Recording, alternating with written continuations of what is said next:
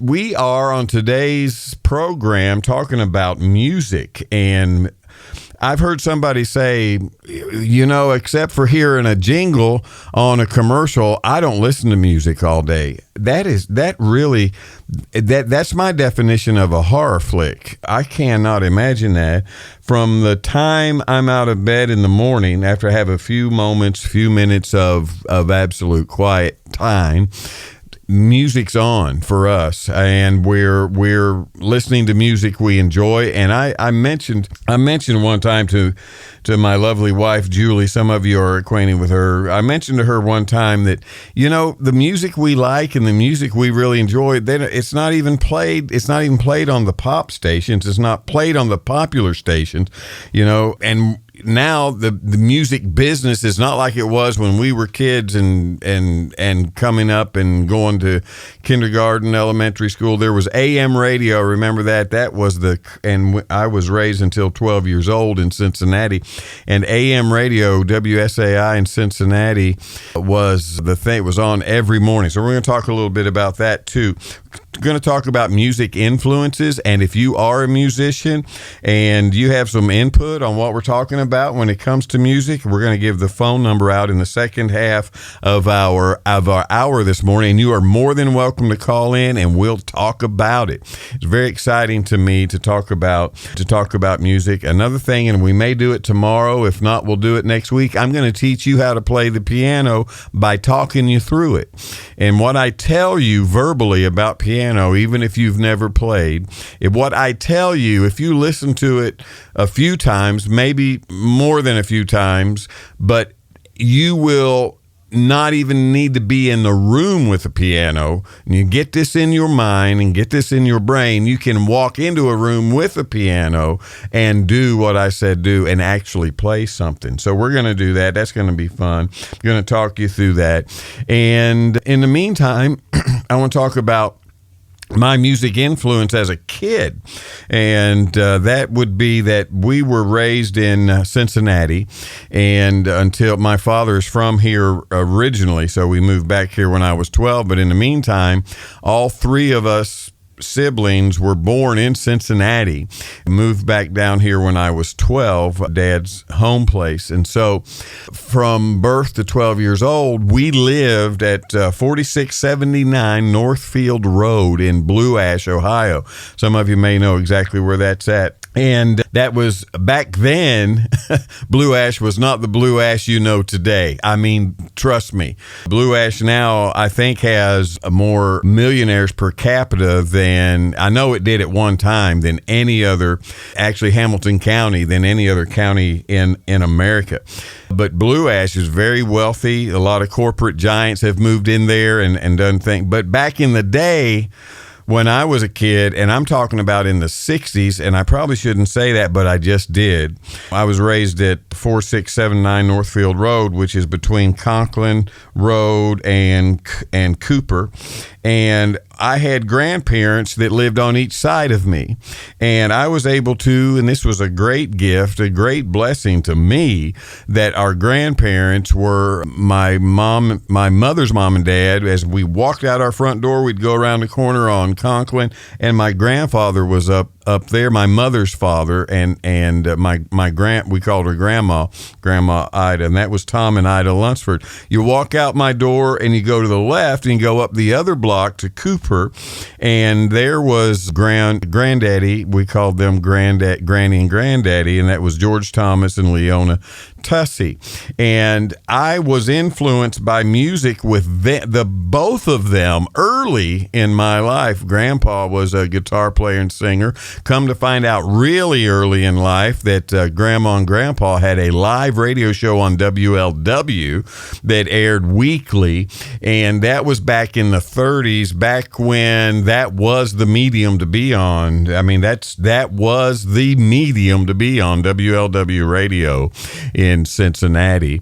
And so my grandpa always had a guitar. I do remember he always hung it on the wall. And when we gave you the tour of the studio a week ago, I've got guitars hanging, and it's good for them to not be in a case, but to hang, so they have good humidity. You got to have good humidity, all that. But anyway, Grandpa always had a guitar hanging on the wall, and I remember being a youngster, seeing it hanging on the wall, but not knowing what that sounds like, not knowing what it's like. But later in life, I say later in life, by the time I was 8 years old, I did figure it out. But my granddaddy, on my dad's side, my father's father, when I'd go up there, it would not any day that I would be up there, and he wasn't retired, and he did die young. But I'm telling you, I was really young.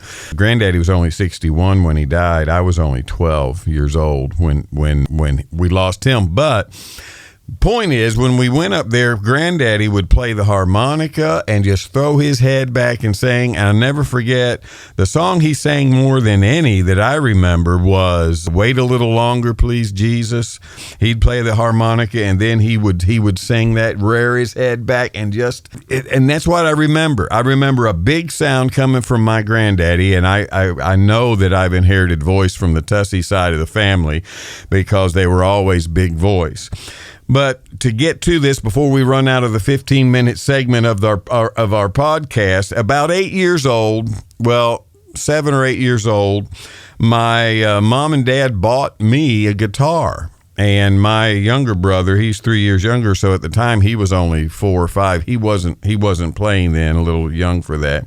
And I'll never forget, Grandpa, my mother's father, he'd walk down to the house often. He's retired by now. He was a little older, and he would walk down to the house, and then the first time I remember hearing Grandpa play and sing anything was on this little guitar that Mom and Dad had bought me. It was a little nylon string guitar. Wasn't big at all. Probably probably about the size of the guitar Ed Sheeran plays now. But he came down and sat in the kitchen. You got to hear this. He sat in the kitchen and showed me my first chord, and it was a G. And it was the weird, compared now to what we play as a G, that was weird. He'd put finger number 3 on string number 1, fret number 3, and then bring his thumb over for string number 6, fret number 3, boom, and that's a G chord. I thought that was real. Looking back now and knowing how to play and what to play and when to play and where to play, that was really, as a matter of fact, quickly I learned that that's probably not the best way to play a G, but that's still not my point. My point is, then this is the first sound I hear from a guitar that it really makes it an instrument or a tool for a musician, a real instrument to make sound and music. I'll never forget this. He played and sang, and I think it was Old Shep. Now, don't get me started on Old Shep. That was a big song for Grandma and Grandpa, and it is one of the saddest songs you will ever hear in your life if you've never heard it. I'm probably going to sample it sometime on our music day, Thursday and Friday.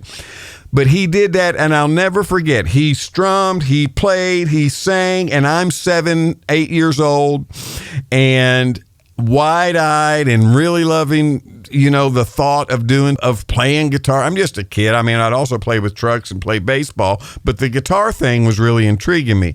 But I'll never forget what I thought. The very thought that came out of my mind at that time was, that doesn't sound like the Beatles. Well, think about that a minute.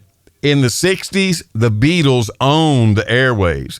And like I mentioned earlier in this podcast, the AM radio, WSAI in Cincinnati, down here in central Kentucky, it was WLAP or it was WEKY. But the AM radio owned the airwaves. And like I said, my grandma and grandpa in the 30s had their own radio show on WLW, 700 WLW, which reached over 1/3 of the nation when it was airing. So that was my first experience with music, and then we progressed from there. We're out of time on today's podcast. We're going to be continuing live here on Facebook talking about music. I'm going to talk to you about my journey in music, and until next time on the Real Gary Tussey podcast, I want to encourage you to live and let live, be free and set people free, and give a high energy pursuit to happiness in your life.